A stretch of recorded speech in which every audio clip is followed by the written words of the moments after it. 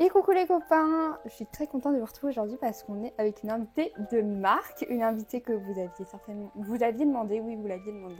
On est avec Sarah. Coucou Sarah, je te laisse te présenter. Et coucou, du coup, merci de m'inviter sur ce podcast aujourd'hui. Donc moi je m'appelle Sarah, alias Sarah AS6 sur mes réseaux sociaux. Et du coup voilà, je partage un peu mon univers et tout ce qui est sorcellerie, paganisme sur mes réseaux sociaux, donc à travers mon compte TikTok, Instagram principalement, depuis quelques temps. Donc voilà. Et puis tu as aussi une belle boutique ésotérique à Nice. C'est ça. Tu as écrit un livre et un oracle, deux livres et un oracle et la fameuse association Naos. C'est ça. Qui est toujours d'actualité. Ouais. Ouais, on a des célébrations d'ailleurs bientôt. Et ouais, donc non, voilà, l'association qui est assez récente, la boutique qui a maintenant 3 ans. 3 ans. 3 ans. Et du coup, voilà, les projets d'édition aussi qui sont sortis déjà. Est-ce que, donc là on va vraiment rentrer dans le vif du sujet, je sais que c'est c'est une question qu'on pose beaucoup aux créateurs de contenu dans le domaine ésotérique. Comment est-ce que tu as débuté dans la sorcellerie? Par quoi? Qu'est-ce qui t'a donné l'envie en fait de t'intéresser à ce domaine-là? Alors moi j'ai toujours été assez sensible à ce domaine-là depuis petite. Et quand j'étais assez jeune, j'avais beaucoup de ressentis qu'on pourrait qualifier de médiumniques. Tout ce qui peut être vision, entité sur les bords et tout ça. Ah oui, tu les voyais? Ouais. Okay, ouais. Ressenti, vu, voilà. Et j'ai eu pas mal d'expériences en fait un peu comme ça quand j'étais jeune, surtout dans des lieux en lien avec ma famille. Ah ouais. Donc beaucoup, voilà. Et j'avais eu pas mal d'expériences qui sont confirmées comme étant vraiment des vraies informations que j'ai eues de ça. Quand j'étais petite, c'était assez effrayant et j'ai un peu laissé ça de côté. Puis je me suis repenchée sur le sujet plus tard. Parce que c'est vrai qu'au début, je me disais, juste c'est des hallucinations. Et par A plus B, en fait, j'avais des informations que je pouvais pas avoir. Voilà quoi, des trucs qui n'étaient pas dits dans la famille, etc. Donc j'ai creusé un petit peu et ensuite, de fil en aiguille, donc je me suis intéressée au spiritisme. Ensuite, je me suis intéressée à la divination. Ensuite, je me suis intéressée à la sorcellerie. Puis de fil en aiguille, mon chemin a vacillé. Au début, j'étais très intéressée par la Wicca. Puis ensuite, voilà, j'ai varié sur tout ce qui est plus Grèce antique, politisme grec et tout ça. Et sorcellerie, du coup aussi également à côté, quoi. Et non, j'appelle pas ça des dons, mais ces capacités que tu as, tu les as toujours ou c'est vraiment quand tu étais petite? Quand j'étais petite, c'était beaucoup plus visuel, concret et marqué. Et je pense que chez tous les enfants, d'ailleurs, c'est beaucoup plus ouvert et ça a tendance avec l'entourage, avec les événements de la vie, à se fermer un petit peu. Ouais. Moi, pour le coup, je pense que j'étais beaucoup plus sensible étant jeune. Et avec ce truc de « Ah non, mais c'est de la folie, nana ». J'ai un peu freiné le truc. Et du coup, maintenant, j'essaie de le retravailler, mais c'est quand même moins... C'est pas la même manière de faire les choses. C'est-à-dire qu'avant, c'était vraiment des ressentis concrets. Et maintenant, ça va être plus à travailler, quoi. Donc, ça va être des séances où je me mets dans un certain état et tout ça. Ouais, voilà. Donc voilà. Moi, je sais que j'avais pas du tout ça quand j'étais petite, ou alors je m'en souviens pas du tout. Mais là, en ce moment, j'ai beaucoup plus, tu vois, ce ressenti où tu as des infos que t'as pas... Enfin, tu as des infos que tu sais pas d'où elles viennent, mais genre, tu les as, quoi. Et tu es sûre de ça. Genre, moi, j'avais eu ça aussi pour un tirage il y a pas longtemps. Et j'avais eu une info et je me dis, purée. Mais je pense que c'est quelque chose qui se travaille, quoi. Tu vois, c'est pas un don que tu reçois. C'est ça. Personnellement, je suis partisan. Les dons n'existent pas. Et c'est tout des facultés que chacun peut vraiment travailler avec différents exercices. Que ce soit méditation, ou que ce soit même pratique de divination et tout ça, ça se travaille, les ressentis. Et est-ce qu'il y a quelque chose que tu faisais quand tu as débuté dans la sorcellerie, quand tu faisais en tant que baby witch et que tu te dis maintenant, purée, pourquoi je faisais ça, quoi? Ouais. Il y a quelques trucs en tête comme ça. Déjà, filmer des vidéos où je fais des rituels. Des vrais rituels pour moi. Partager les protections, les machins. Voilà, ça c'est... Je sais que j'ai eu pas mal de problèmes avec ça. En fait, moi, innocemment, je me dis, je partage mes... Mais il faut éviter ce genre de... Oui, c'est sûr. Tu peux faire des démonstrations, et je le fais encore beaucoup, où je fais des vidéos de démonstration, où je vais mettre en scène des choses, mais ce ne sera pas vraiment le rituel complet. C'est-à-dire que ça va être des mises en scène qui ressemblent au rituel, mais je ne veux pas filmer pendant le rituel, parce que tu as toute une atmosphère aussi à voir. Et on n'a pas forcément envie d'être perturbé par des caméras à ce moment-là. Mais c'est vrai que le truc de filmer les rituels et de les poster, vraiment 100% honnête avec c'est compliqué. C'était pas la meilleure des idées, je pense. Ça t'a porté préjudice? J'ai eu quelques problèmes d'attaque un peu occulte au début. Ouais. Mais ensuite, ça s'est plutôt calmé parce que j'ai complètement changé ça. Oui, Et oui. j'ai refait tout. Mais il faut tout recommencer du coup. Mais ouais, j'avais quelques problèmes avec certains praticiens à une époque. C'était allé assez loin. C'était parti en cacahuète un peu. Mais oui, il y avait une période attaque. C'était la bataille des sorciers, quoi. C'était un peu Harry Potter. Mais surtout que tu as été une des premières à en parler sur les réseaux sociaux, donc c'est peut-être ça aussi. Ben, en fait, oui, c'est ça, c'est que j'étais la première à en parler. Alors forcément, il y avait déjà des gens qui pratiquaient, hein, mais qui en parlaient, non. Et enfin, du moins sur les médias français. Et du coup, ça a suscité deux types de réactions. La première, ah c'est bien, ça popularise un peu la chose. Et deuxième, c'était, oh là là, non, surtout pas cette génération de merde, ils vont divulguer nos secrets, patati patata. Et il y a eu toute une grosse partie de la communauté ésotérique qui n'a pas du tout apprécié le fait qu'on partage certaines choses et qu'on l'ouvre au public. Pas du tout d'accord avec ce truc, il faut gatekeeper la chose. Donc, certains disent qu'il y a l'ancienne sorcellerie et là, il y a la sorcellerie New Age, que c'est pas du tout la même chose, que la nouvelle sorcellerie c'est nul, ça fonctionne pas et tout. Après, c'est les guéguerres qu'il y aura toujours.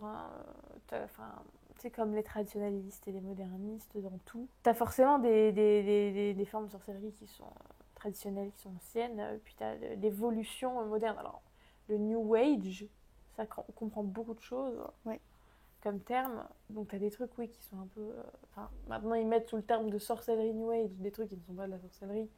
Voilà, donc... mais c'est vrai que il y a quand même... il faut aussi savoir respecter un peu les pratiques de chacun, mais c'est vrai que il y a aussi une partie, à cause des réseaux sociaux de la communauté, qui s'invente être sorcière ou pratiquer la sorcellerie, alors qu'il n'y a rien de littéralement en lien avec la sorcellerie, tu vois. Oui. Donc, c'est pas parce que t'aimes un peu les pierres ou que t'aimes un peu les cartes que tu fais de la sorcellerie. Donc ça, les gens ont du mal à comprendre, même la différence entre sorcellerie et hellénisme. Les gens ont du mal à comprendre, alors que c'est deux choses quand même assez différentes. Il y en a une, c'est une foi, et l'autre, ça va être vraiment une pratique ésotérique. Donc c'est vrai que c'est un peu compliqué à saisir pour certains. Et c'est quoi ta définition de la sorcellerie pour toi? Pour moi, la sorcellerie, alors encore une fois, tout dépend du courant, mais la sorcellerie, c'est vraiment manipuler les énergies qui sont autour de nous pour arriver à nos fins. Peu importe la fin qu'on souhaite, que ce soit de l'amour, de l'argent, ou alors encore des choses moins sympas.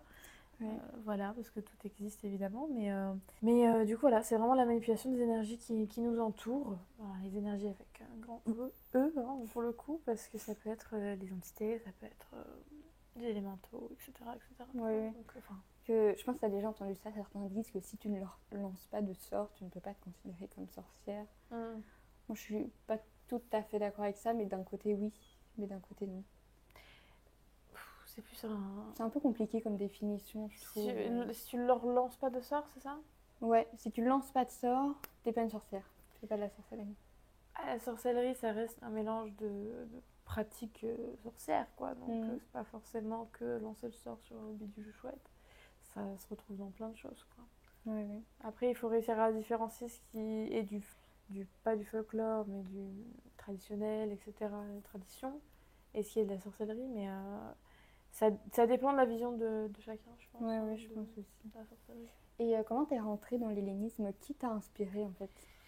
Alors, moi, je trouve que j'ai toujours adoré tout ce qui est Grèce antique, depuis petite, donc tout ce qui était les mythes et tout ça, vraiment, voilà, j'adore.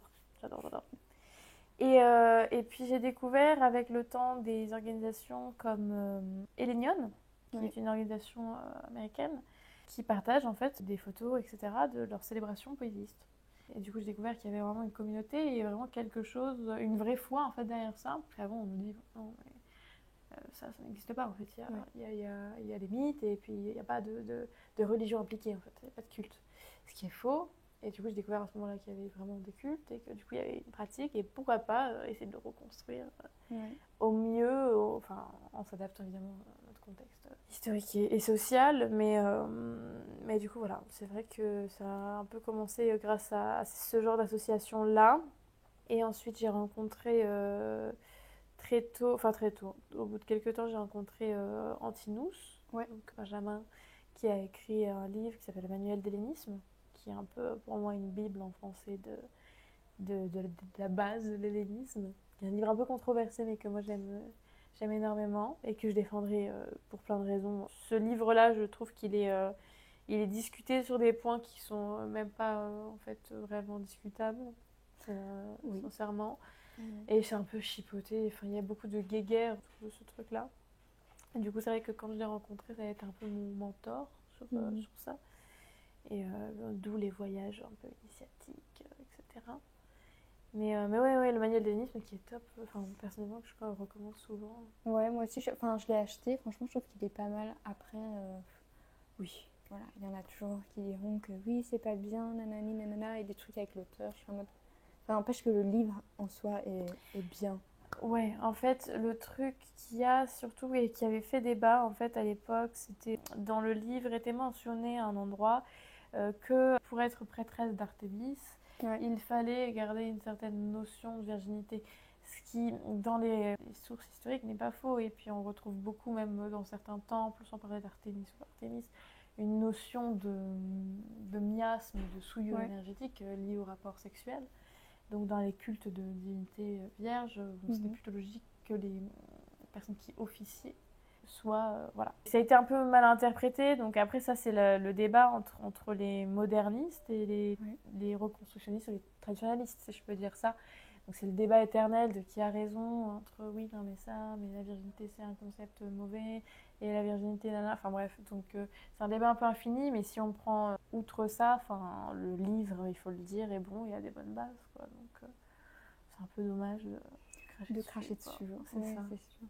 Et en fait, vers quel âge tu t'es intéressée plus précisément à l'hellénisme, où tu as commencé ta dévotion, si je peux dire ça comme ça? Vers mes 15-16 ans. 15-16 ans, et j'ai commencé vraiment Aphrodite, principalement. Ça a été...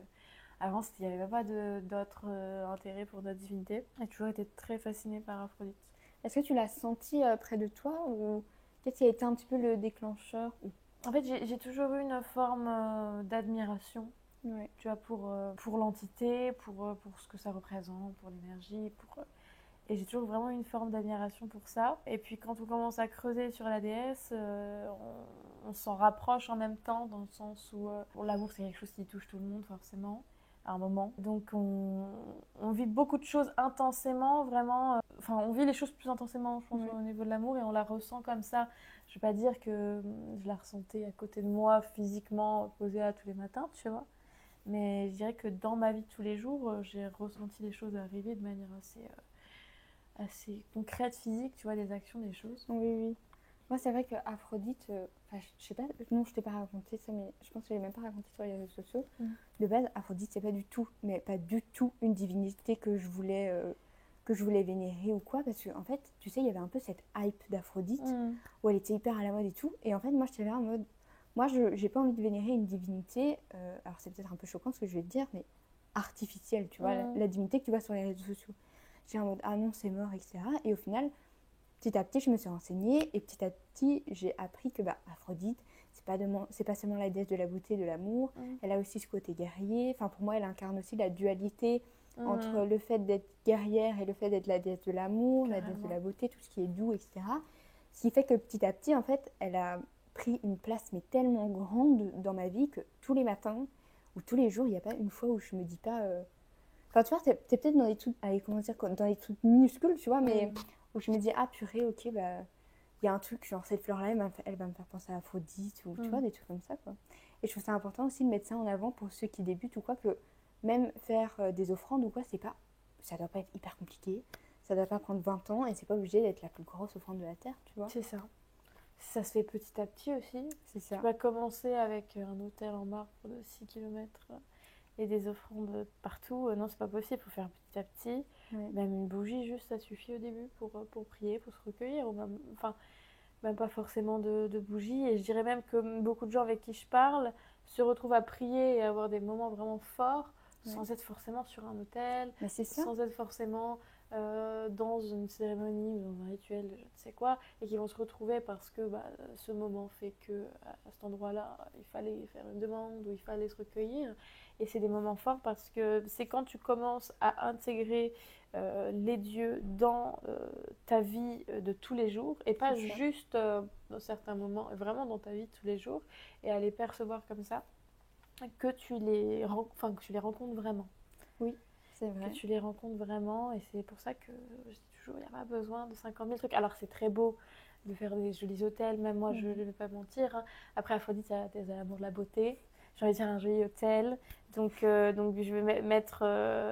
et oui, parfois je mets de l'argent dans des belles statues, dans des belles fleurs et tout ça parce que ça me fait plaisir et que c'est aussi un moyen de montrer mon amour et que je partage de ce que je peux offrir, entre guillemets. Et pour moi, ça fait partie, tu vois, je gagne ma vie, voilà. Et cet argent-là, pour moi, c'est aussi grâce aux dieux, donc je vais en reverser une partie pour eux. Ouais. Mais ça, je peux le faire maintenant parce que je suis dans la vie active et que voilà, j'ai mon taf et tout ça.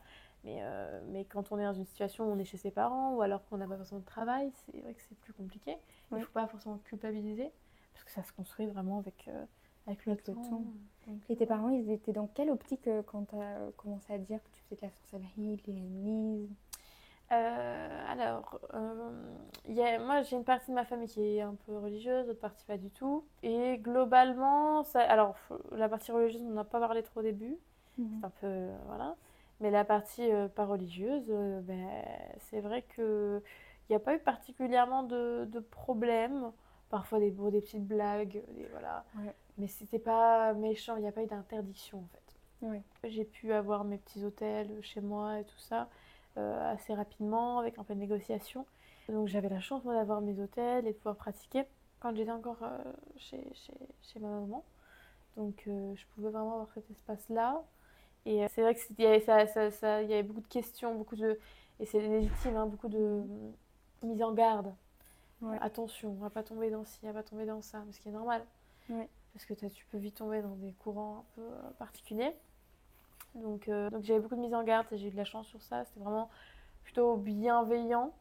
Même si, bon, après, il y a des blagues, décidées ça. Mais c'était plus rigolo que méchant. Quoi. C'était pas méchant. Ouais. Mais ça, c'est bien parce qu'il y a beaucoup de personnes qui... Enfin, moi, en tout cas, on me contacte beaucoup en me disant « Oui, mes parents veulent pas que je fasse des hôtels.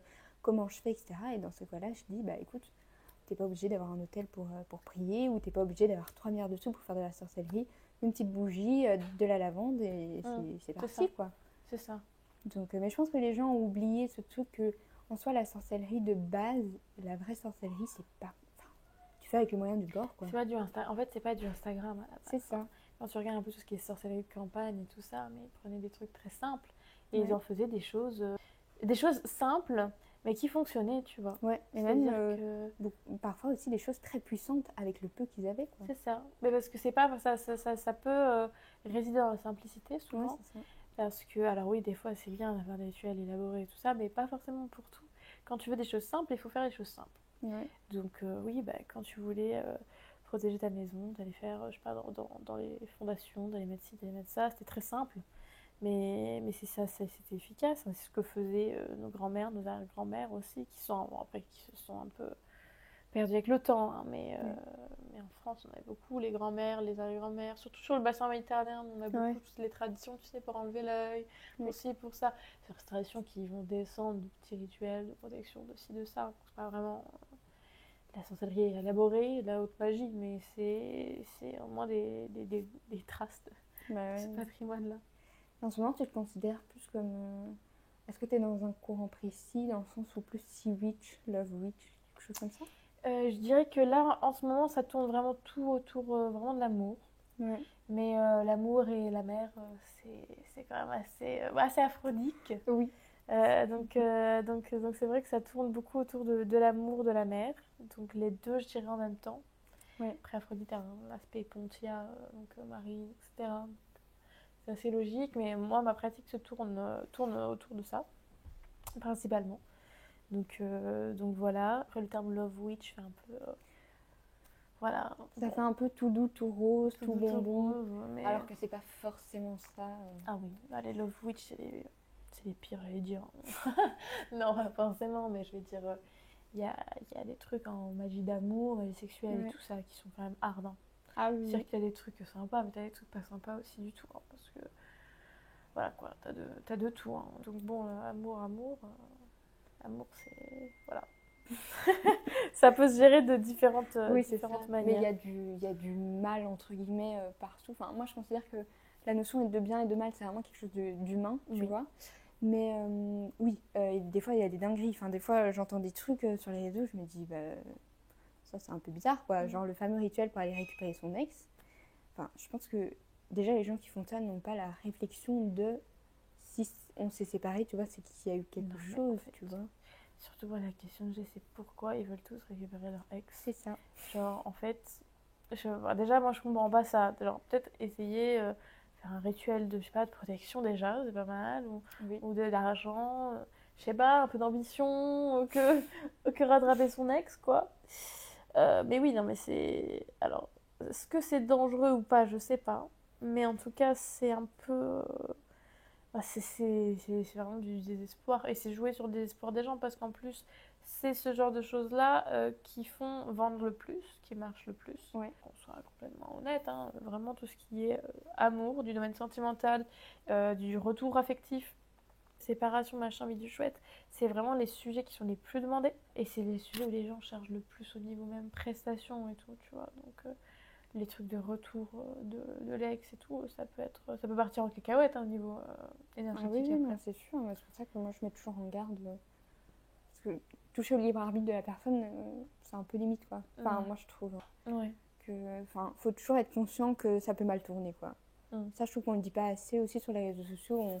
On idéalise un petit peu le fait de faire des beaux rituels et tout. Que ça peut vite dégénérer si tu sais pas ce que tu fais. Déjà, moi, je conseille pas de faire les rituels qu'on voit sur Internet. Parce que si tu sais pas comment ils sont faits, les correspondances et tout, c'est bien de le faire, mais...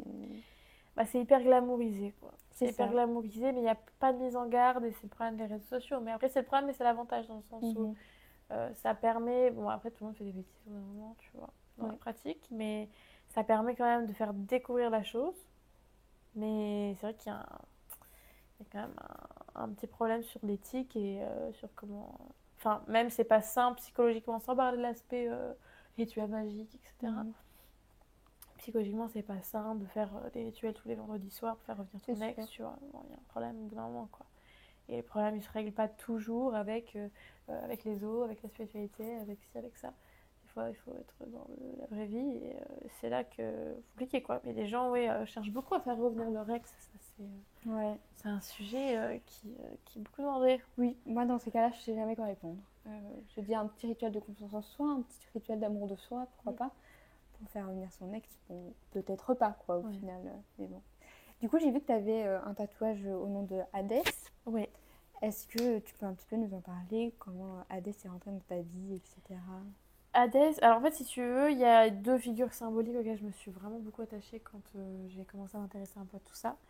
Donc Hadès, qui est le dieu du monde souterrain, gardien des morts, des richesses souterraines, et Aphrodite, du coup, des amours de la beauté, parce que ces deux sujets-là m'ont toujours vraiment profondément touchée quand j'étais petite. Ah bah oui, tu m'avais dit. Donc les défunts, etc., ça a toujours été quelque chose d'assez important, les ancêtres même. Donc ça a été un peu... ça a fait sens, en fait. Avant, il faut savoir que j'avais un culte du foyer, donc vraiment chez moi, pour Hadès. J'ai changé maintenant son extérieur, donc sur mon extérieur, parce que au niveau énergétique, c'est quand même une énergie assez lourde. C'est assez lourd. Si moi, en plus, je suis maintenant plus un côté très traditionnel, dans tout ce qui est helléniste, c'était plus réservé à l'extérieur, c'est-à-dire qu'on laissait les morts dans leur... avec tout le respect qu'on leur doit. Tout ce qui est en lien avec la mort, on les laisse dans un espace, voilà, et dans le foyer, on n'invite pas la mort directement, symboliquement. Et énergétiquement parlant. Et c'est vrai que moi j'ai quelques petits mésaventures comme ça avec ça, donc j'essaie d'éloigner un peu l'hôtel en extérieur, mais c'est vrai que c'était une des premières choses qui m'a intéressée, ça et Aphrodite. Et tout ce qui était des dieux tectoniennes en général, je trouvais ça hyper intéressant. Et tu travailles encore avec... bah oui, tu m'as dit que tu travailles encore avec Hadès, mais est-ce qu'il a autant de place qu'il avait avant ou beaucoup moins, je pense que c'est des choses qui fluctuent à un moment. Mais beaucoup moins qu'avant, beaucoup moins, ça va être sur des des moments où voilà, il va y avoir du contact défunt, où il va y avoir ce genre de choses-là, ou demander l'avis des esprits. Sinon, en dehors de ça, j'ai pas un culte, enfin j'ai un culte régulier hein, pour les offrandes régulières, voilà. Et je vais pas avoir une pratique plus que ça, à part vraiment tout ce qui est contact défunt, quoi. Parce que je sais que il y a beaucoup de personnes qui culpabilisent. Moi aussi, je suis passée par là où Artémis avait beaucoup de place dans ma vie à un certain moment. Et Aphrodite est vraiment passée à tout balayer, quoi. Ouais. Donc, on peut aussi avoir ce truc de je laisse une divinité de côté, etc. Et ouais, mais c'est aussi le cheminement de comment tu construis ta relation au divin. Et ta relation au divin, elle peut pas être toujours la même en fonction de toi, en fonction de comment tu vas traverser les épreuves de ta vie. Et si tu vaut mieux voilà, fluctuer et changer un petit peu que de rester toujours sur la même chose pour rester toujours sur la même chose et en fait regretter ensuite de ne pas l'avoir fait, quoi. Ouais, c'est sûr. Mais c'est normal que ça change. Alors je dis pas que tous les 4 matins il faut se réveiller et s'inventer une divinité nouvelle patronne, mais voilà, c'est normal, quoi. Oui, oui. Mais tu me disais que Hadès avait une énergie un petit peu plus lourde. Ouais. Moi, je pense que, par exemple, on me demande souvent est-ce que je peux débuter dans les lignes avec telle ou telle divinité ou avec plusieurs divinités.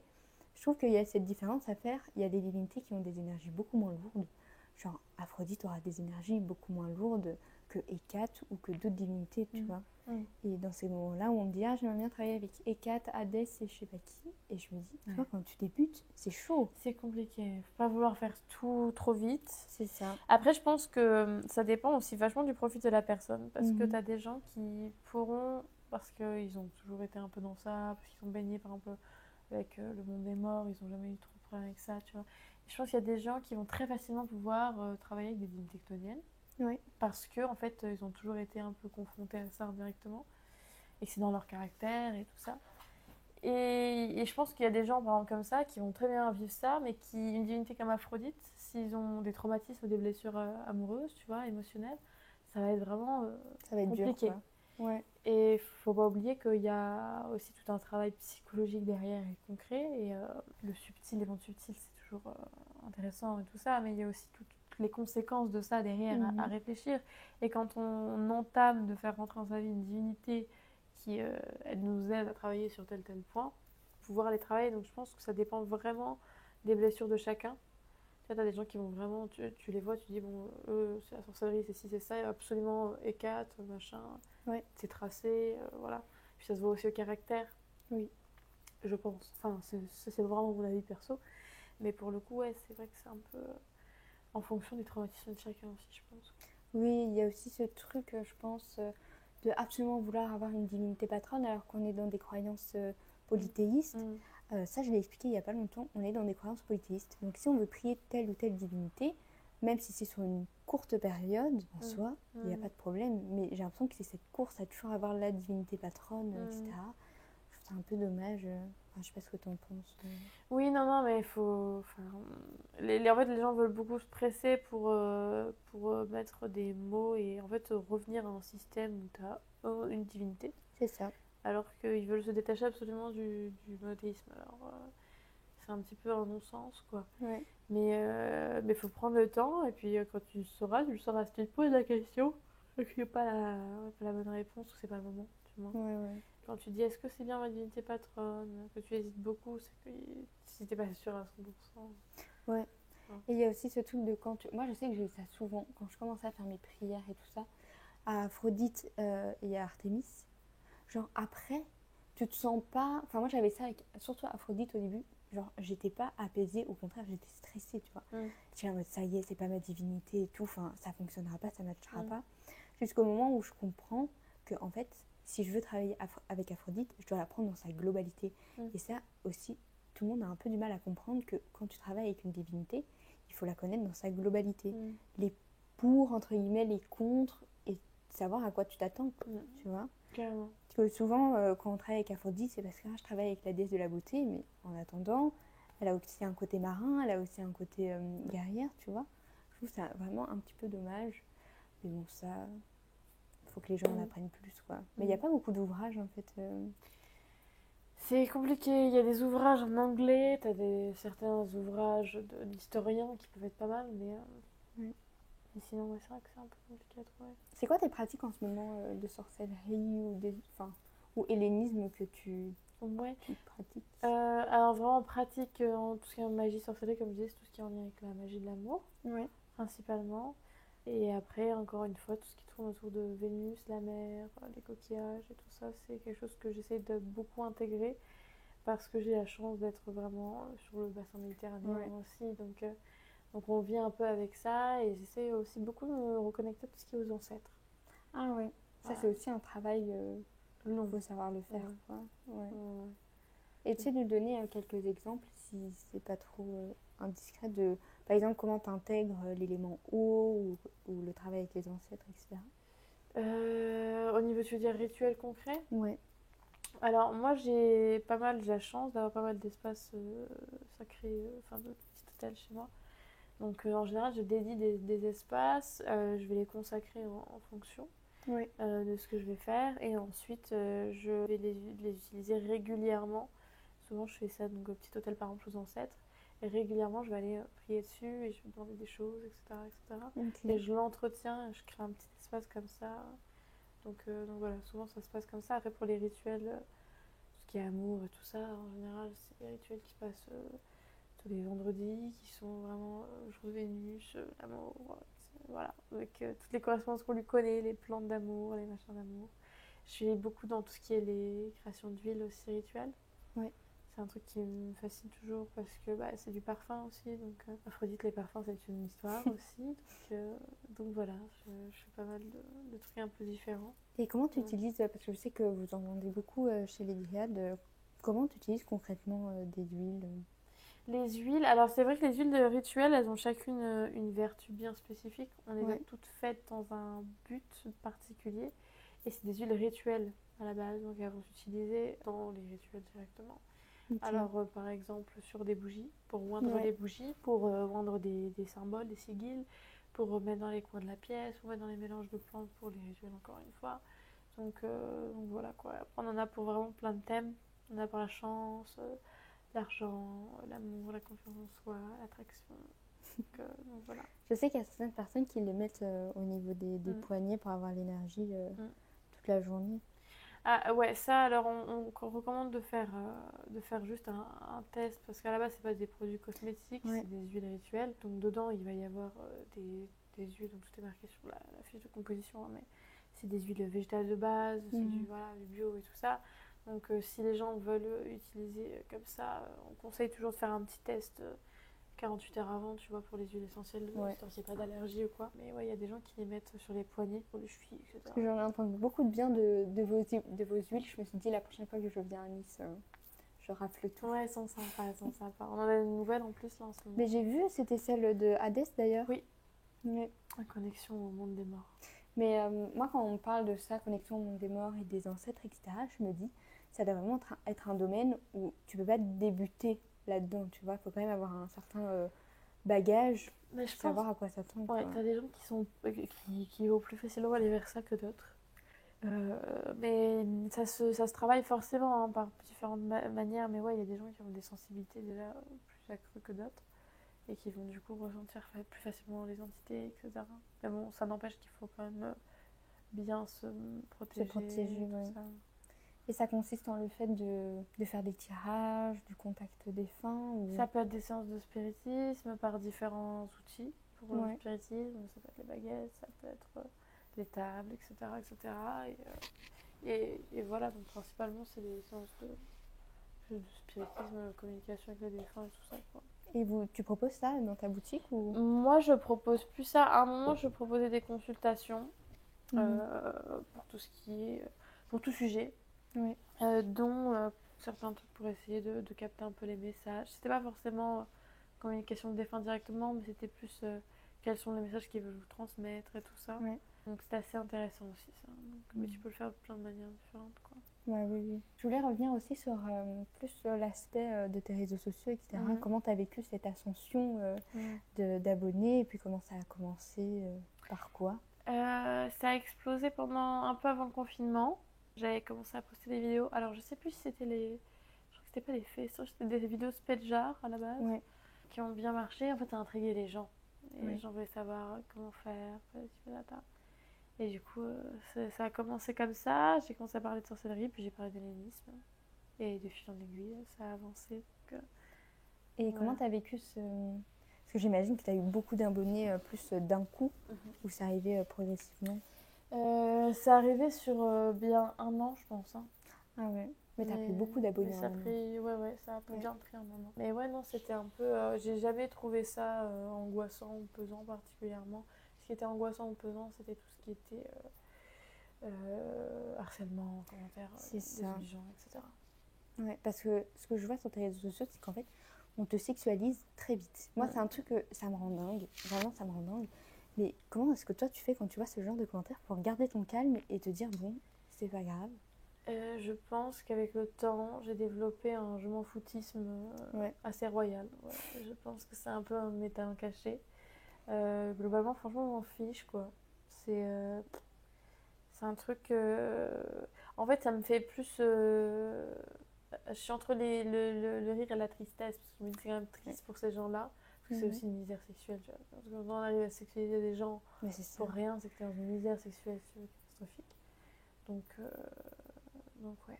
Mais surtout quand t'as sexualisé très jeune et même t'as vécu Oui. beaucoup de d'harcèlement très tôt, quoi. Ça a dû être dur. Ouais, mais même à partir de. Même quand j'étais mineure, il y a eu beaucoup d'hypersexualisation. J'ai Mais eu c'est des ça. problèmes avec des gens qui avaient 60 ans, si tu veux. Hein. C'était des trucs de fou. Enfin, on a démantelé des réseaux de pédocriminels, enfin bref, des trucs de fou. Suite à des messages que je recevais. Mais ouais, non, c'est. Bah, dès que t'es une femme, tu mets des décolletés, t'as un peu de poitrine et tout, t'es une pute déjà, de 1.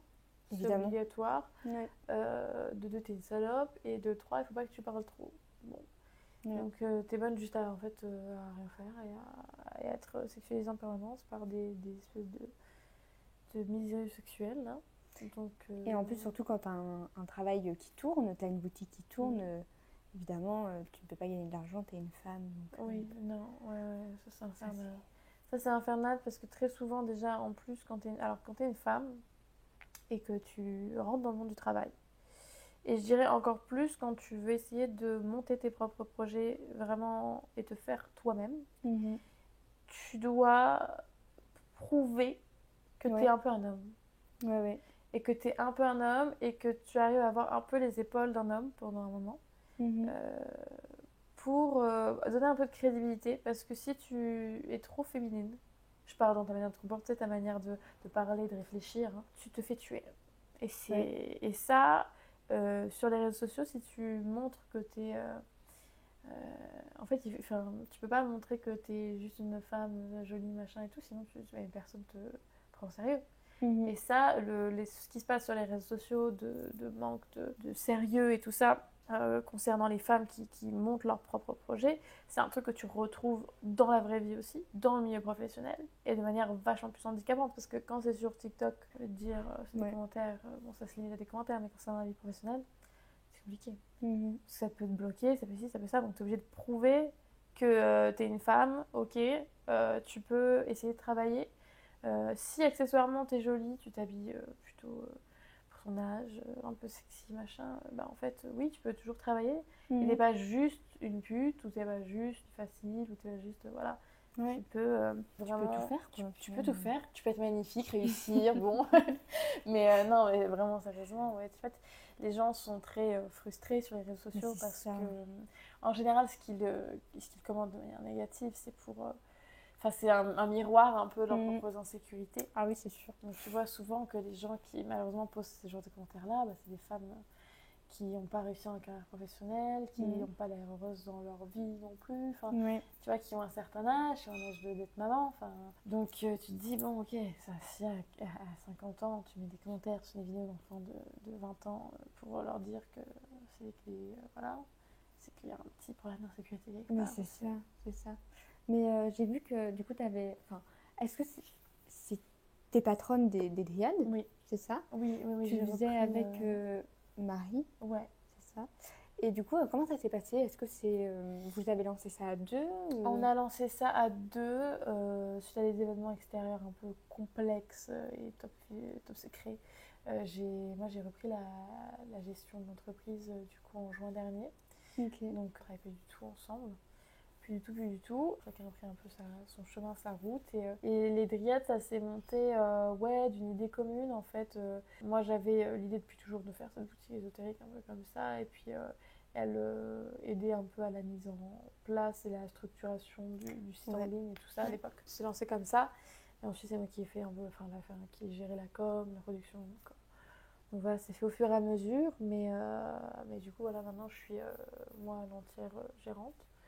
Et on est toujours plusieurs dans l'équipe. Donc Alexis, Katia et Linel qui travaillent à temps plein à la boutique, pour la boutique physique, mais aussi pour la boutique en ligne, en fait, surtout. C'est ça qui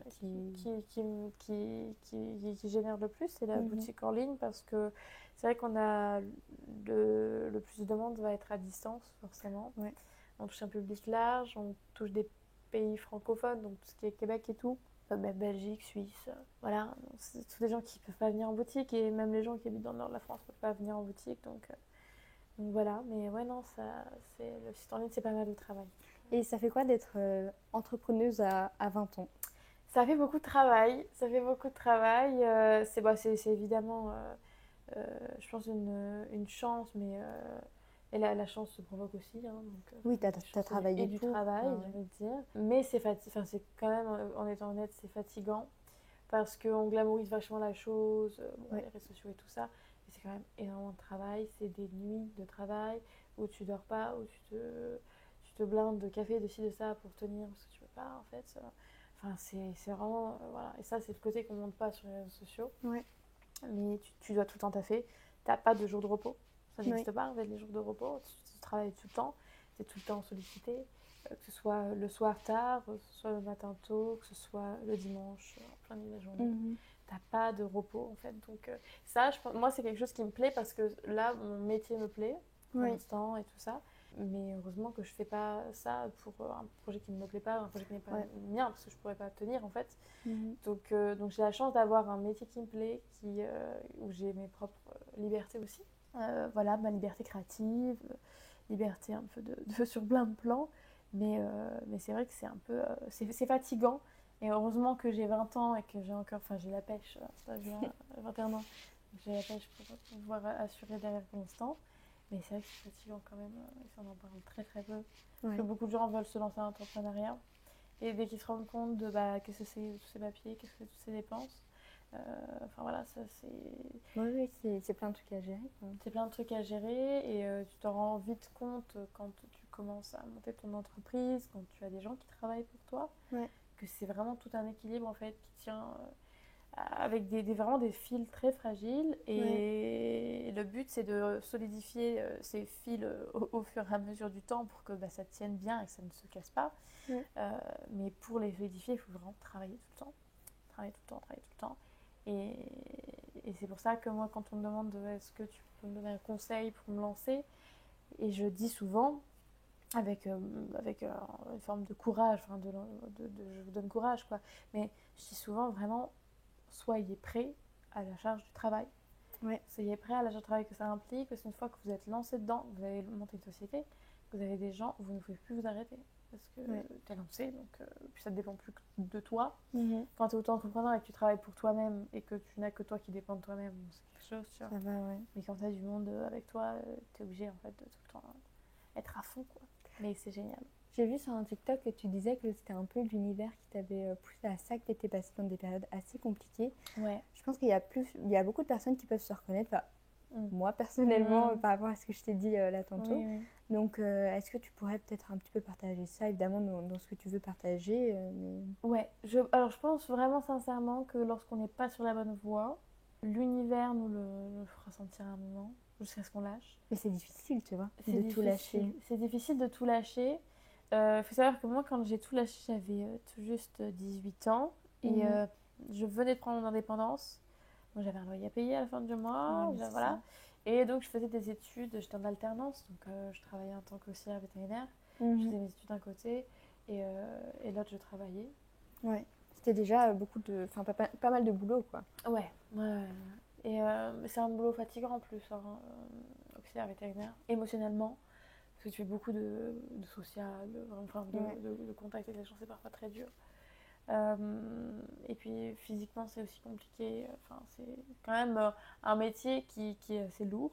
Tu te retrouves à la mort tous les jours, tu es confronté aux gens qui sont mal. Et puis des choses aussi avec les animaux, c'est là que tu as récupéré ton chat aussi, je pense. De maltraitance aussi, de donc ça. tu vois des trucs qui sont horribles. Oui. Ils sont horribles. Et en fait ça a commencé à péter un plomb, mais même pas de ma faute en fait. C'était pas de ma volonté à moi, si tu veux. Je pouvais rien y faire. Et plein d'événements autour de moi ont fait que. Des événements assez graves que j'ai fait un. Pourtant, je suis pas du tout de ce style-là, mais j'ai fait un genre de choc post-traumatique suite à un événement au travail. Voilà, ça allait très très loin. Et en fait, j'ai fait ce choc post-traumatique-là où moi je pensais juste être malade physiquement. Et en fait, il s'est trouvé que c'était un choc. Voilà quoi. Donc, c'est assez lourd quoi, comme c'est pas un petit truc. C'est pas, ouais voilà. Et en fait là, ce jour-là, tous les événements faisaient que genre ça n'allait pas. Il y avait des trucs qui ne me convenaient pas. Et en fait, j'étais physiquement mal, j'avais la boule au ventre, tu vois. Et je me suis dit en fait, dans ce genre de questions, que je me lève le matin et que j'aille faire un travail où j'ai la boule au ventre. Genre moi non en fait. Enfin, je ne peux pas vivre comme ça. Alors il y a des gens qui vont réussir à vivre faire un travail alimentaire. Et à côté avoir leur vie et leurs activités et qui vont trouver cet équilibre là parce que ça leur convient et c'est très bien pour eux. Moi je ne peux pas travailler si le projet ne m'intrigue pas, si ça me fait pas me sentir utile aussi dans la journée, tu vois.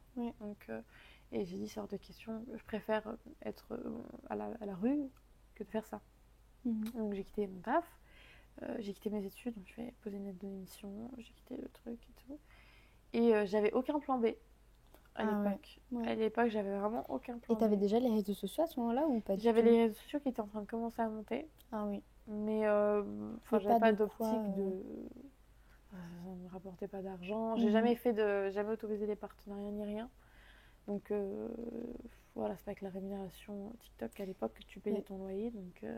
Maintenant, la limite, c'est un peu plus correct, mais à l'époque, tu pouvais pas. Et du coup, voilà, donc j'ai subsisté un peu. Puis les Dryades sont nées ensuite à cette période où moi, j'étais entre deux. Je faisais des consultations pour pouvoir payer mon loyer. Et du coup, ça se passait bien, mais les consultations, c'est lourd aussi. Oui, moi, j'en ai commencé. C'est... surtout quand moi, je fais aussi des consultations où en fait, je ressens les énergies des entités. Je ressens les énergies, quoi. Donc, que ce soit entités divines, si je puis dire, ou les entités vraiment négatives. Genre, quand je passe à côté des gens, je peux avoir des frissons de là, c'est pas bon. Donc, je fais ça, mais c'est fou. Genre, tu le sens, quoi. Ça prend toute ton énergie. Mais bon. Ouais, non, c'est sûr que c'est fatigant. Et du coup, j'ai fait ça pendant un moment. Et ensuite, les Dryades sont nées. Et là, ça a été beaucoup de travail parce que... un lancement d'une boutique, c'est pas rien quoi. C'est pas rien. On a été dévalisé très vite, donc on a dû tout faire. Et puis de là, de fil en aiguille, on a eu notre premier vrai locaux, puis ensuite on a eu notre boutique. Et là, on est en train de voir pour s'agrandir encore. Déjà pour le site en ligne et ensuite pour d'autres boutiques plus tard, en espérant qu'on trouve dans d'autres villes, parce qu'on a pas mal de demandes. Donc voilà.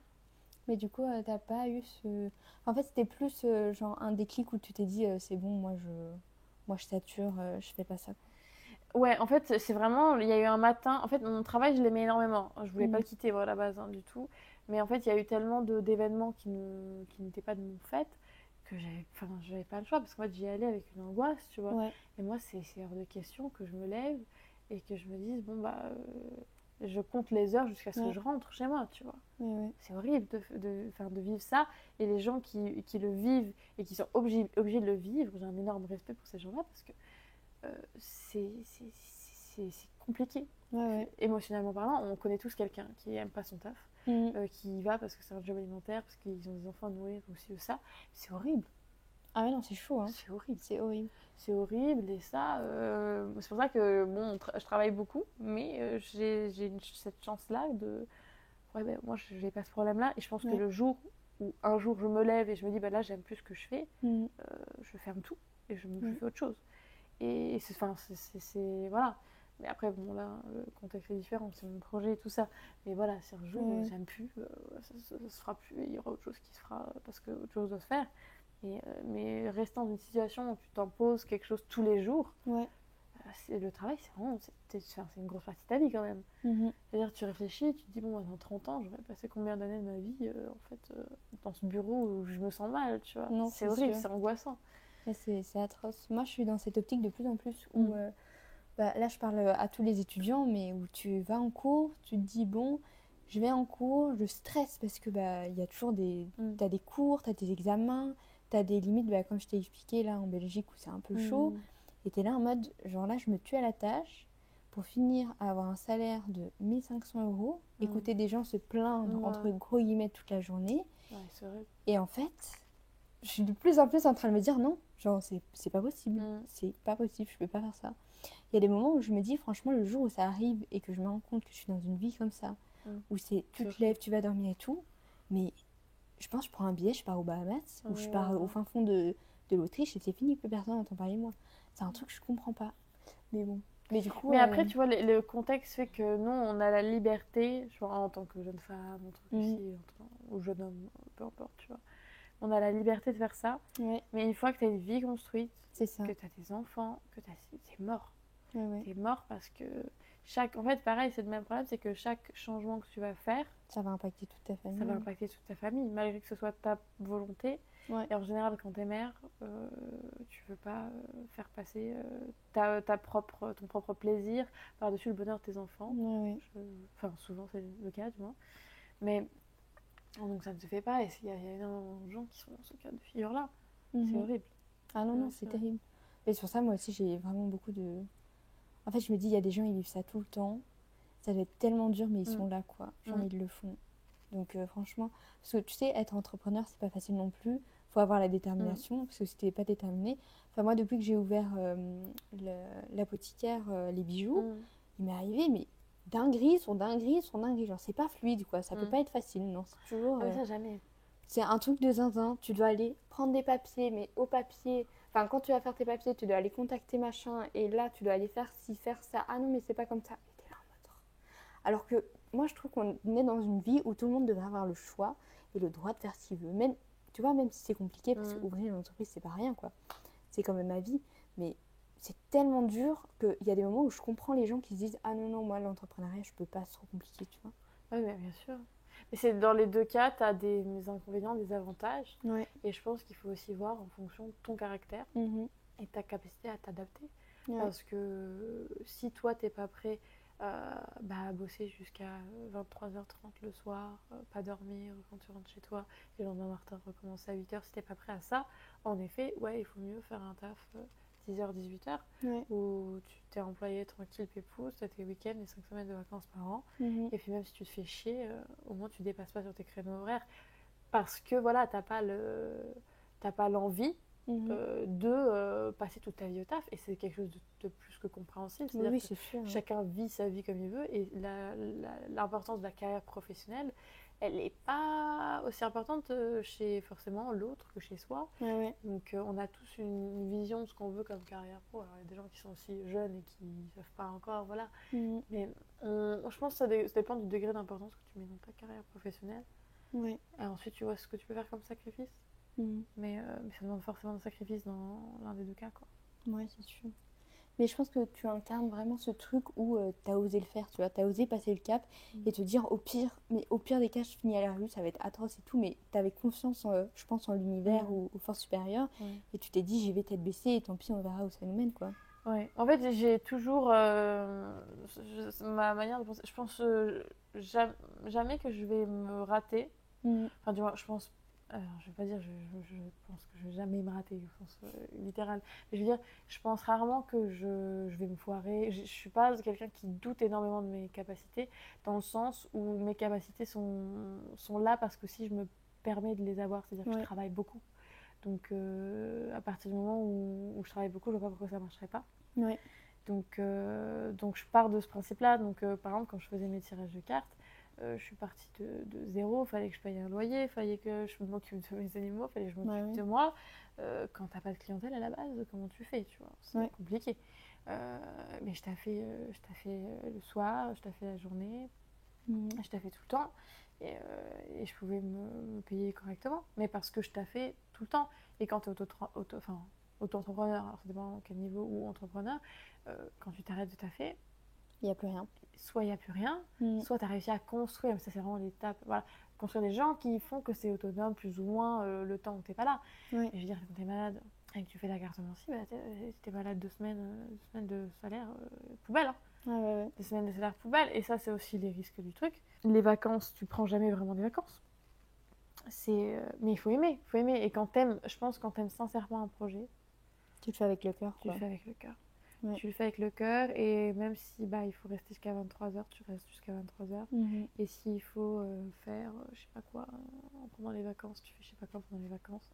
Et ça dépend vraiment de ta motivation. Et on a beau dire oui, la motivation c'est la clé, c'est un peu une phrase bateau, mais c'est vrai. Et c'est pas que la motivation, parce que la motivation est une partie, mais c'est aussi et surtout la détermination. Moi c'est vraiment ce que j'ai appris. Mais en fait, dans la vie, si tu as de la détermination et du culot, tu fais tout. Mais vraiment, tu fais tout. Parce que si moi, j'avais pas été au culot, si je t'avais pas proposé le podcast, on n'aurait pas fait de podcast, tu vois. Si j'avais pas été au culot pour 3 milliards de trucs dans ma vie, je n'en serais pas là où j'en suis. Et je suis tellement heureuse du jour où je me suis lancée sur les réseaux sociaux, même si j'ai galéré durant 1 an. Je pense que j'avais mon cousin et mon copain dans mes abonnés, et c'est tout, quoi. Genre, j'avais 3 abonnés durant 1 an. C'était hyper dur. Franchement, c'était super chaud. Et là, ça commence petit à petit à monter, et je me dis, ça y est, 3 ans de galère pour que ça fonctionne maintenant. Alors, on ne sait pas pourquoi, on ne sait pas comment, mais je me dis... Tout arrive à temps, après, tu vois, il faut faire étape par étape. Mais est-ce que tu as aussi cette croyance où tu te dis, peu importe ce qui arrive, je sais qu'à la fin de mes jours, j'aurais fait ce qu'il fallait et je serais heureuse. C'est ça, c'est qu'en fait, moi, je veux pas vivre avec des regrets de pas avoir fait ci, de pas avoir fait ça. Je veux, le jour où je meurs, soit demain, dans 60 ans, je veux être sûre que j'ai toujours fait les choses de manière à vivre la vie, quoi. Et pas la subir d'une manière horrible, tu vois. Et vraiment la vivre au mieux, même si ça coûte des sacrifices. Et même si, voilà, il y a eu une période, j'avais pas un sou en poche, j'étais littéralement fauchée quand t'es étudiant, si, que ça, que tu gagnes en alternance, tu gagnes 600 balles par mois, tu dois gérer ci, enfin c'est compliqué, tu vois, maintenant en plus avec la hausse du coût de la vie, il fallait sortir les rames, tu vois, il fallait ramer. Mais en fait, soit tu sors les rames et tu rames, soit tu te laisses couler au bout d'un moment, tu vois. Donc non, ça, c'est pour le coup, le seul truc, c'est que je veux pas avoir de regrets, de me dire, ah non, j'aurais pu faire mieux, ou j'aurais pu faire ci, j'aurais pu faire ça. C'est pour ça que j'essaye même de sortir toujours de ma zone de confort, pour pas regretter de pas avoir fait ci, pas avoir fait ça. J'ai accepté des trucs que je sais pas si j'aurais dû accepter ou pas, mais je veux dire, j'aurais regretté de pas l'avoir fait. Par exemple, je suis allée sur TPMP. C'était peut-être pas la meilleure des idées de ma vie, tu vois. Genre, c'était pas l'idée de ma vie. C'était pas forcément mon émission préférée, c'est pas forcément, voilà. Ça aurait pu très mal se passer. Au final, j'y suis allée. Moi, j'étais timide de fou avant d'aller sur ce plateau-là. Ah oui, ça va être hyper stressant. J'y suis allée à 18 ans, et j'y suis allée en défi, tu vois. Et ça s'est passé, ça s'est plutôt bien passé. Alors après, je me suis pris un shitstorm sur Twitter et tout, machin. Oui, tu donnes la visibilité, comme si j'avais donné la visibilité à TPMP. Mais je veux dire, tu donnes la visibilité ta visibilité à ces personnes-là, patati patata. C'était tout un sketch, mais demain, on me représenterait les choses, j'aurais refait la même chose, parce qu'en fait, j'avais 18 ans, on me propose un truc comme ça reste une expérience de vie quand t'es hyper timide, que tu sais ce que c'est ça, où tu essaies d'un peu de te surpasser, tu vois. Donc voilà, même s'il y a des trucs, j'ai vu que ça n'a pas plu ou ci ou ça, je pense que je referai certaines choses de la manière dont je les ai fait. Ça m'a permis d'apprendre plein de leçons en peu de temps, et les réseaux sociaux te mettent dans un truc où tu as facilement des situations comme ça qui sont un peu improbables. C'est-à-dire, du jour au lendemain, t'es appelé pour aller sur un plateau télé à 18 ans en live pour parler de je sais pas quoi. C'est très improbable, tu vois, comme situation. Et je pense qu'il faut... alors, il faut pas dire oui à tout, attention. Faut pas dire oui à tout.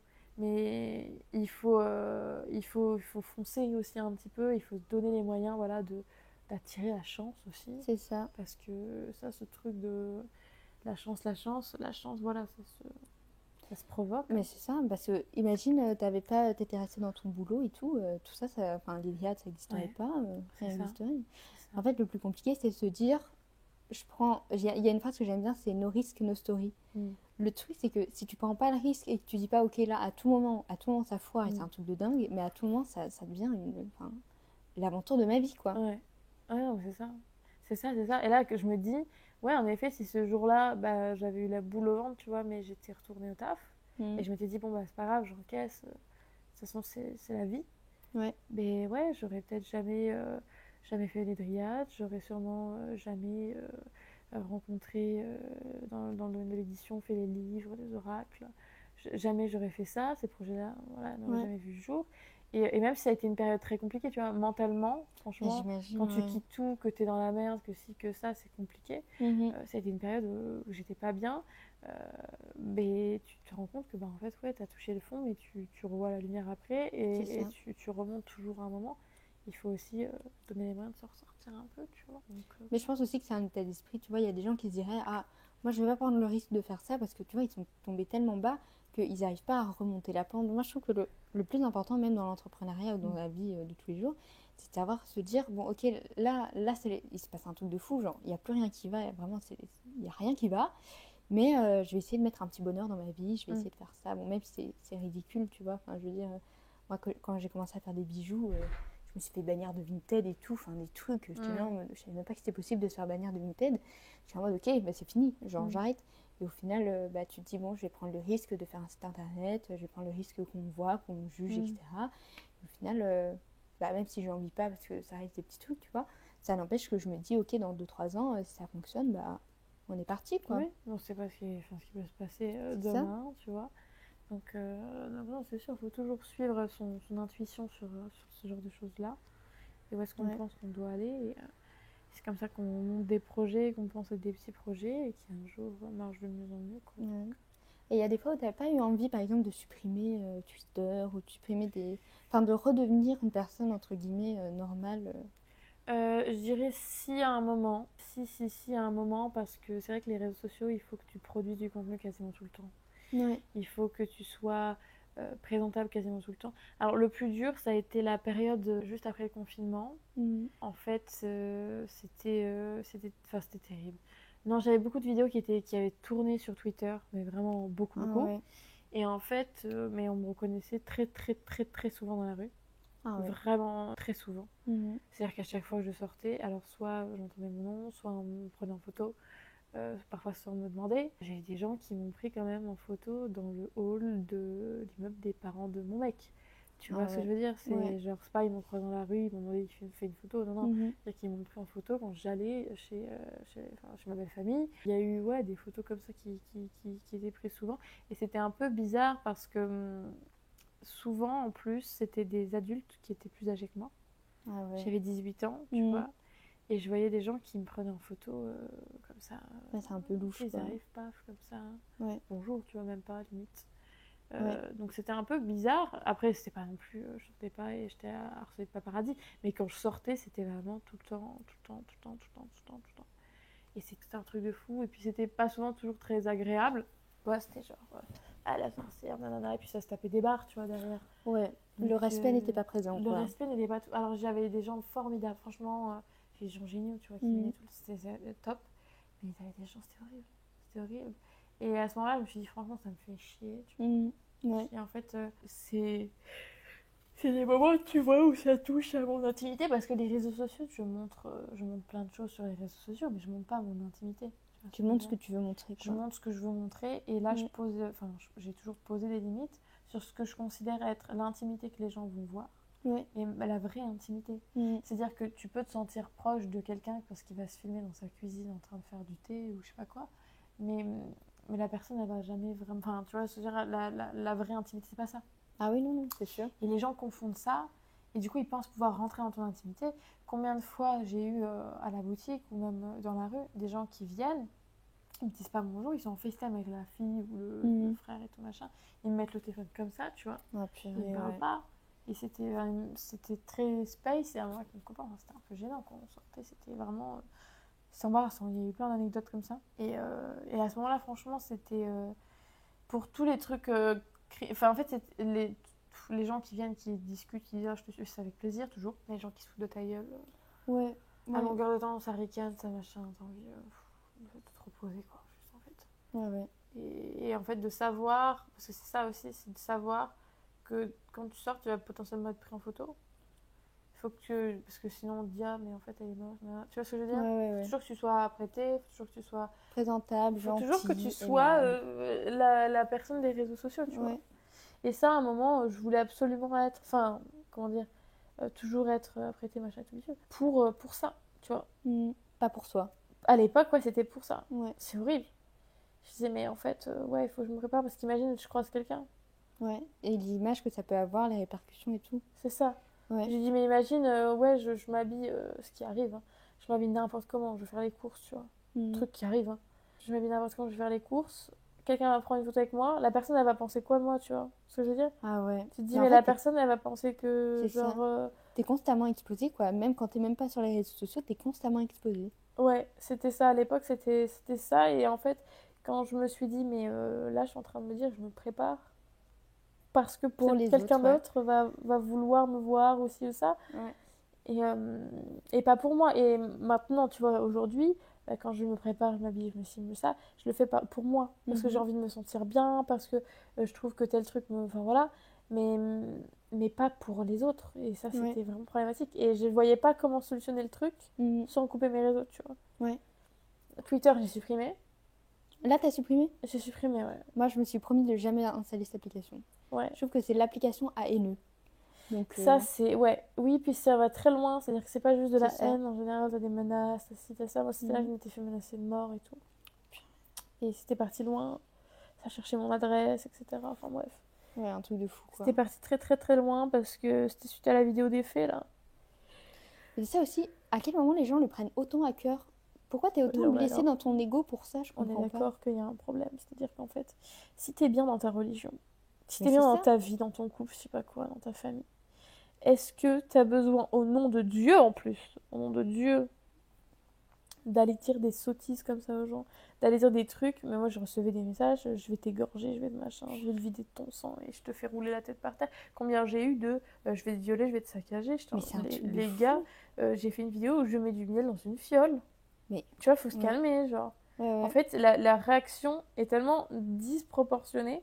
Mais le problème, c'est que c'est l'effet de groupe. C'est-à-dire Ah qu'en ouais. fait, tu vas poster un truc, on va se moquer de toi. 2 vont se moquer, 3 vont se moquer, 12 vont se moquer. En plus, 50. toujours les mêmes commentaires, hein. C'est les mêmes. C'est Hein. les mêmes. En plus, ils sont pas originaux. Mais c'est ça. En plus d'être nazes, ils sont pas originaux. Ouais. Et là, en fait, tu te rends compte que plus ça va, plus il y a de monde, plus Ouais. c'est méchant. Parce que c'est à la quête de qui va être le plus méchant pour faire rire la galerie des méchants, tu vois. Ouais. Et ça, tu te dis, mais gogol sur 20, en fait. Et ces gens-là, avant, je répondais énervée, nanani, nanana. Maintenant, en fait, ils me font de la peine. Mais c'est ça. Hein. Ça fait de la peine. Parce que tu te dis, mais en Ouais. fait, genre, moi, je suis en train de lire le message. Mais moi, dans ma vie, pour l'instant, bah, ça va. Ouais, ouais. Je suis un travail que j'aime. J'ai ci, j'ai ça. Bon, je travaille pour l'avoir aussi. Mais toi, du coup, en fait, genre, t'as 40 ans et au nom de Dieu, tu me dis que tu vas me violer dans une ruelle, c'est quoi ça? Genre, enfin, tu vois? Déjà, je me dis, en fait, les gens n'ont pas. Alors, ça, c'est le genre de truc. Franchement, c'est le genre de truc, ça me rend dingue. Genre, moi, c'est comme je t'ai dit, c'est sur YouTube, je me fais incendier sur YouTube. Mais bon, je me dis, ça fait du référencement. Oui. Mais ça n'empêche que des fois, je reçois des trucs, je suis là en mode, mais Louloute, t'as 13 ans, qu'est-ce que tu fous sur ce réseau social? T'es censé aller étudier pour faire tes devoirs. Ça, ou alors des grandes dames, des grands messieurs qui se permettent de commenter. Genre, mais... Et des trucs, t'es là en mode, mais j'ai pas insulté ta daronne, j'ai pas suivi ton chat, c'est où est le problème en fait? Et des trucs de, ouais, j'espère que tu vas retrouver le bon chemin. Mais en fait, qui es-tu pour me dire ça? C'est pas comme si, tu vois, je me sentais au-dessus des autres, mais je suis là en mode, on se connaît pas. Tu m'as vu une fois. Mais le truc, c'est qu'en fait, en soi, si tu, genre, dans ta vie, t'es censé être au-dessus des autres. Enfin, je dis pas qu'il faut être condescendante, tu vois, hein, du tout. Mais genre, dans ta vie, t'es censé être toi avant les autres. Oui, t'es censé être le main caractère, comme on dit. Exactement. C'est ça. T'es censé être la première priorité. Et Ouais. si t'es pas ta première priorité, enfin, il y a un problème à ce niveau. Et il faut pas chercher à être la première priorité de quelqu'un d'autre. Il faut chercher à être sa première priorité à soi.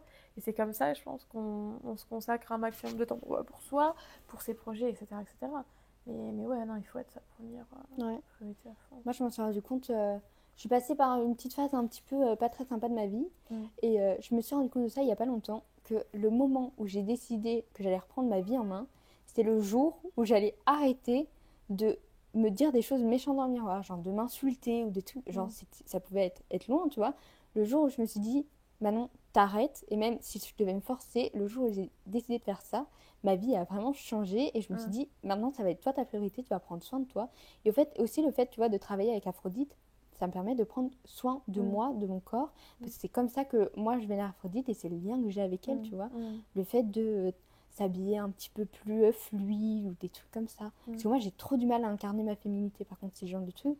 Depuis que je suis petite, genre, tu sais, la période où t'es censée aller acheter des soutiens-gorge et tout. Ah, fallait pas me parler de ça, quoi. Ah ouais? Ah non, je pouvais pas, j'étais mal à l'aise. En plus, je tombais évidemment que sur des vendeuses qui hurlaient. Donc ça, je pouvais pas. Enfin, vraiment, je voulais pas être une fille, quoi. Ça me saoulait. J'étais mal à l'aise, tu vois. Et j'apprends petit à petit avec Aphrodite à travailler là-dessus. Et du coup, maintenant, quand on m'envoie des commentaires en mode ouais, ton vieux filtre, nanani, nanana, et tes vieilles mimiques et tout, je suis en mode ma belle, envoie-moi tes insécurités, mais j'ai tellement travaillé sur moi, j'ai tellement fait ce travail sur moi, que tu peux m'envoyer tout ce que tu veux, je m'en fiche. Parce que j'ai compris aussi que les gens ne veulent pas ou ne peuvent pas, parce qu'ils sont certainement à un moment de leur vie où ils ne peuvent pas faire de travail sur eux et ils ne se remettent pas en question.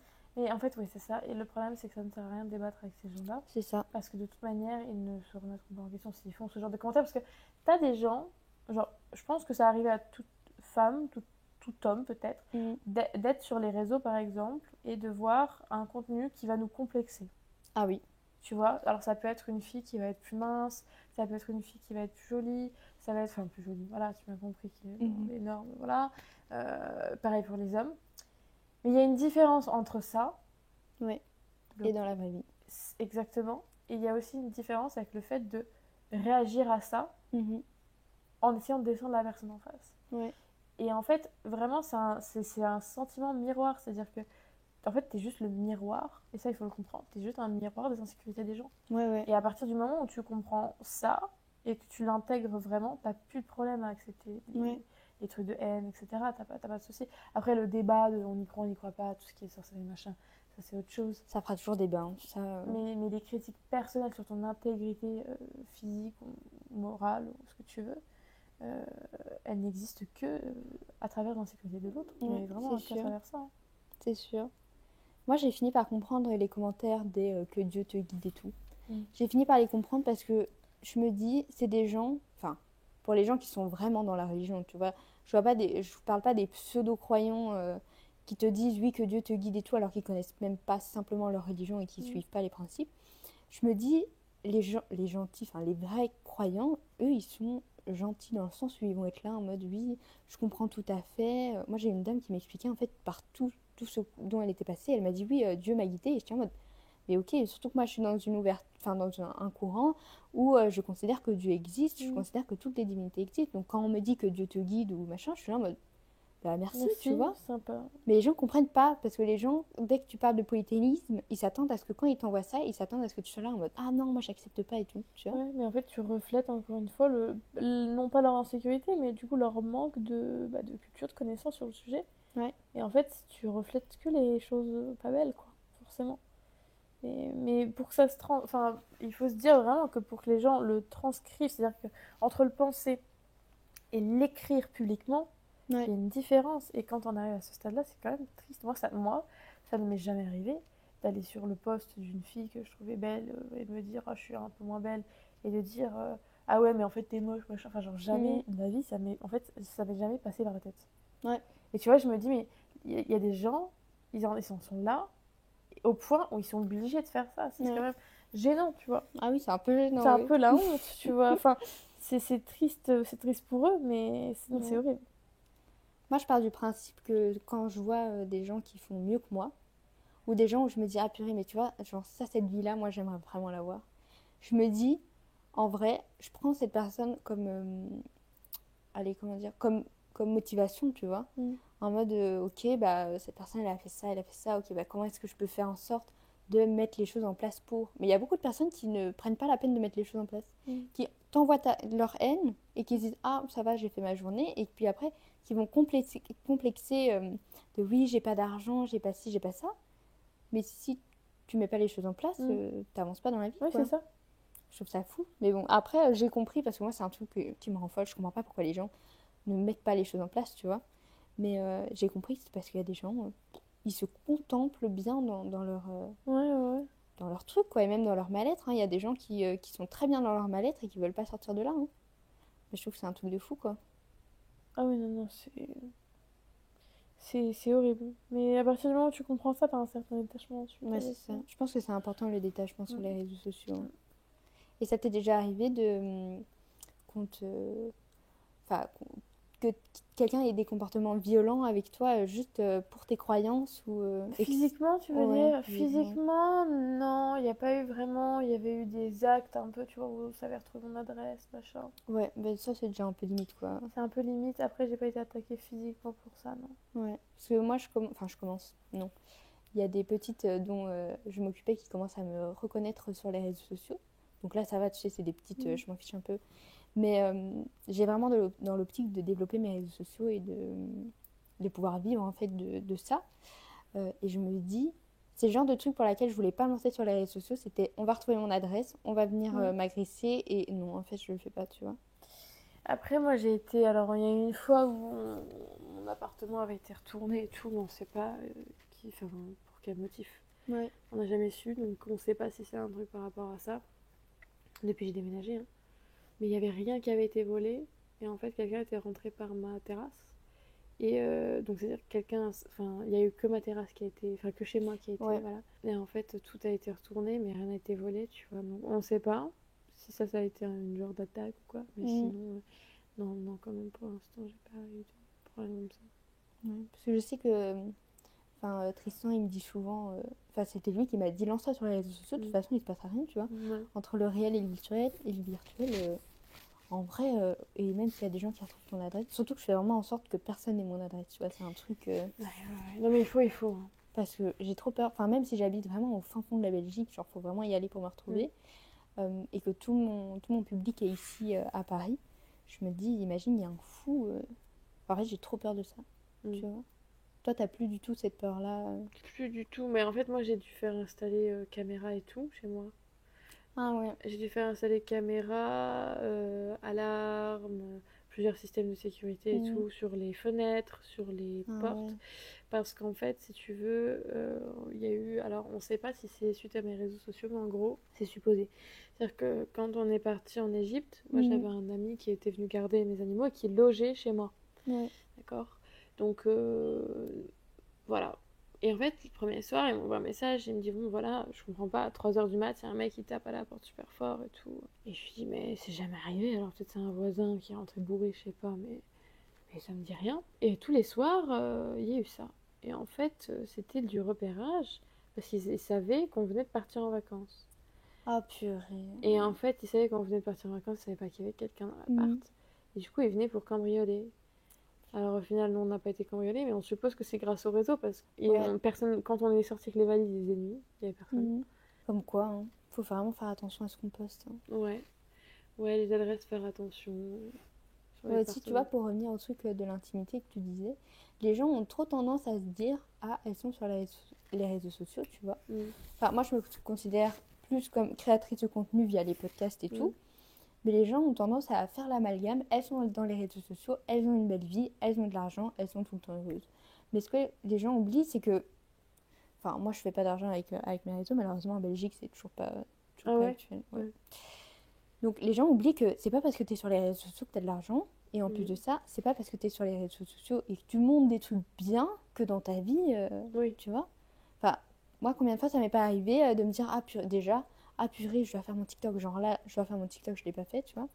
Faire, ah purée, je dois faire mon TikTok, ça me saoule, mais je le fais parce que bah, je sais qu'il y a des gens qui attendent ça, tu vois, ça leur fait plaisir et tout. mais j'ai pas forcément l'envie. Et en plus de ça, ça se trouve, il s'est passé un truc de dingue après. Et Mm. je vais peut-être pleurer toutes les larmes de mon corps Mm. durant 2 jours, tu vois. Mm. Je trouve que les gens oublient super fort ça et que tu dois être là tout le temps, répondre à tout. Ouais, ouais. Ah, ça, c'est le problème des réseaux sociaux, c'est obligé. Et toi, ça t'arrive ces moments plus down où tu te sens pas. Là, en ce moment, ça va. Après, je t'avoue que c'est juste. Parfois, c'est compliqué de gérer le taf Ouais, et la création de contenu. Parce que. Donc, j'essaye de faire les deux en même temps. Mais c'est vrai que c'est compliqué parce que plus ça va, plus il y a du travail. Et tant ouais. mieux, hein, j'ai envie de dire. Il faut mieux ça que l'inverse. Mais c'est vrai que c'est plus au niveau temps, timing, Mais c'est c'est ça. difficile. Mais ça doit être. Enfin, déjà, moi, j'ai pas le temps. Genre, vraiment, j'ai pas le temps Mm. avec tout ce que je fais, j'ai pas le temps. Mais alors, toi, j'imagine même pas tenir une boutique, les Mm. réseaux sociaux. Enfin, t'as Ouais, plein de trucs, ouais, quoi. ça court partout, ça court partout. Bah, après, tant mieux. Hein. Oui, Je veux dire, t'as travaillé pour. oui, oui, oui, il vaut mieux Tant ça mieux, que quoi. autre Mais bon. chose. Moi aussi, j'aimerais bien croiser les doigts. On croise les doigts, on croise les doigts. Et Alexis, il a vécu comment ton ascension, si je puis dire? Ouais, ouais. Alexis, bah, il l'a vécu plutôt bien. Il s'intéresse de plus en plus à tout ça. J'ai vu qu'il était rentré dans l'hellénisme aussi à une période.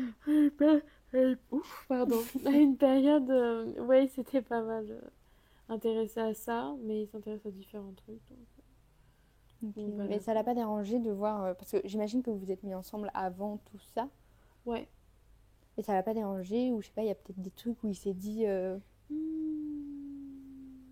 suis en train de réfléchir, mais Ou au contraire, il était vraiment derrière toi et il se disait continue. non, il a toujours été plutôt derrière moi. Sur certains trucs, il avait un peu peur. Mais je pense par un réflexe un peu protecteur, comme quand j'ai fait les plateaux télé, machin. Ouais, Il était pas forcément pour, parce que c'est vrai que c'est un peu t'es la chair à canon, quoi. Je sais pas si tu oui. entends sur un morceau. Surtout que Mais c'était face à. à Booba. Ouais. Ouais, ouais, c'était face à Booba, c'était rigolo. Enfin, c'était rigolo. Moi, je savais pas jusqu'à ce que je monte sur le plateau, je ne savais pas que c'était face à Booba. Ah, quel bonheur! Quel Quelle surprise! bonheur, voilà, c'était sympathique, donc. Et j'ai vu ça, enfin, j'ai vu du moment où t'es passé. Mm. Et je me suis dit, purée, mais quand même, quel courage d'y aller. Et puis, en même temps, tes PMP, tu vois, ils sont un peu là pour démonter. Mm. Tu vois? T'as pas eu cette peur en te disant, je vais me faire démonter. Ouais, je pensais que j'allais me faire. Franchement, je suis allée, je pensais que j'allais me faire démonter. C'était vraiment un exercice pour vaincre ma timidité, parce que je me suis dit, j'étais vraiment très très timide donc à l'époque, Hmm, mais vraiment limite maladif. Et ouais. je me suis dit, si je fais ça, après je pourrais tout faire. Ouais. Et ce qui est pas faux. C'est-à-dire que j'ai fait ça, j'ai été pas bien 3 quarts d'heure avant, Ah oui. et après ça allait mieux, quoi. Ouais, mais tu regrettes pas, comme tu m'as dit, tu Non, je regrettes regrette pas pas. de. Je regrette pas parce que sinon je pense que je serais restée timide comme je le suis aujourd'hui. Enfin, je le suis aujourd'hui, je l'étais avant. Maintenant, du coup, ça va mieux. Et tu penses que c'est les réseaux sociaux qui t'ont aussi aidé à. Je pense qu'ils m'ont aidé un peu. Tu veux dire par rapport À ta à. Ouais, timidité, ouais. ouais, en fait, je sais pas. Parce que les réseaux sociaux, ça te confronte pas aux gens concrètement. Ouais. Donc, je dirais que tu peux être très timide. Hmm, T'as beaucoup d'influenceurs qui sont très timides ouais. et qui créent du contenu. Ils n'ont pas l'air timides sur leurs vidéos. Mais tu les vois en réalité, ils sont comme ça, ils parlent pas, Ouais. et ils sont très, voilà. Et même les influenceurs où tu penses, enfin même moi, quand on rencontre des influenceurs, il y en a, ils ont l'air de grande gueule, pas du tout, tu vois. Ça va plus Ouais. à peine parler. Donc je pense que c'est pas forcément en lien. Que quand tu crées du contenu, tu restes seul. Ouais. Après, tu contrôles plus ou moins les interactions et tout ça. Mais du coup, t'as invité à des événements influenceurs et tout. Ouais, à un moment je faisais, maintenant je fais plus trop parce que je t'avoue que le milieu m'a un peu. Ça t'a saoulé? Ça m'a un peu dégoûtée. Il y a eu certaines expériences dont malheureusement je ne peux pas parler, mais certaines expériences que moi j'ai pas du tout appréciées, des Ouais. choses que j'ai vues que je tolère pas. Ouais. Donc voilà, après je t'en parlerai peut-être en off, mais des choses ouais, que moi j'ai pas du tout appréciées, de personnalités publiques françaises du coup. Hmm, Ouais, voilà. Donc maintenant je fais de moins en moins. J'ai quelques amis dans le domaine de l'influence qui sont pas du tout dans les eaux, qui font du make-up ou qui font du lifestyle, ouais. etc. etc. Mais par contre, j'y vais pas à ces événements plus du moins, parce que c'est vrai qu'il y a vraiment beaucoup. Déjà, c'est très faux cul. Enfin, du moins, ça que Paraît-il, j'ai fait. à ce que j'ai entendu, c'est très. T'as combien d'abonnés? Ouais, ouais. Ah, je te parle pas si t'es en dessous de. Enfin, tu vois ce que je veux dire. Ouais. Fatigant, quoi. Donc, en fait, comment tu veux pouvoir avoir une discussion sympa, genre vraiment pas juste une discussion de politesse, tu vois. Oui, oui. Une vraie discussion avec quelqu'un qui vient et qui t'aborde et qui te dit: ah, toi, t'as combien? 200K? 100K? Ouais. Tu vois ce que je veux dire? En Oui. fait, moi, tu me dis ça, je te dis, va te faire voir, genre. Ouais. Je Non, dis en c'est fait chouette. que, enfin, on dirait, tu sais, les trucs horribles dans Black Mirror où en fait, t'as une note qui t'est Ouais. attribuée et en fait, cette note, elle te suit sur ta tête.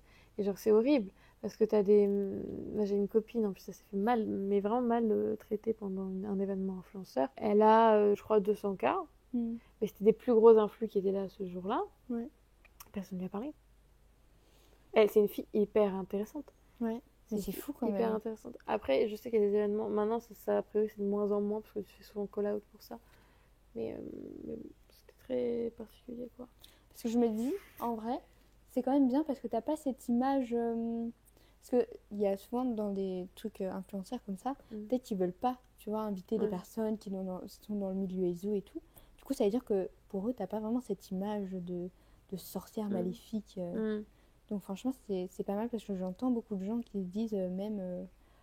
Bon, on va pas certainement pas m'inviter ou quoi parce que bah, je travaille dans l'occultisme et tout Mm. quoi. Ah oui, quels sont tes witch tips préférés ou que tu Mes as pour witch tips ouais. préférés. Mes witch tips préférés, ça va être des witch tips un peu pour les débutants. Vraiment payer attention au jour de la semaine, tu vois, pour les rituels. Ouais. Jour de la semaine vraiment la lune. Tout ce Les qui est cycles de la cycle lune. lunaire, cycle astrologique et tout ça. Parce que c'est un rôle plus important que ce qu'on peut l'imaginer. Mm. Deuxième witch tips, bah, on en parlait tout à l'heure, mais avec des choses très simples, tu peux faire des choses Ouais, qui marchent très bien. c'est vrai. Donc avec des éléments vraiment basiques que tu as chez toi. Les herbes, tu peux en avoir dans ta cuisine, il suffit de les Ouais. consacrer. Donc vraiment pas hésiter à utiliser des choses simples, à faire de la réutilisation aussi parce que c'est ça aussi la magie. Ouais. Entre guillemets. Et un vraiment witch tip, je sais pas, je suis en train de réfléchir. Moi, je me dis comme witch tip, mais plus en mode bon, je vais te dire pour mon cas plus Aphrodite et tout.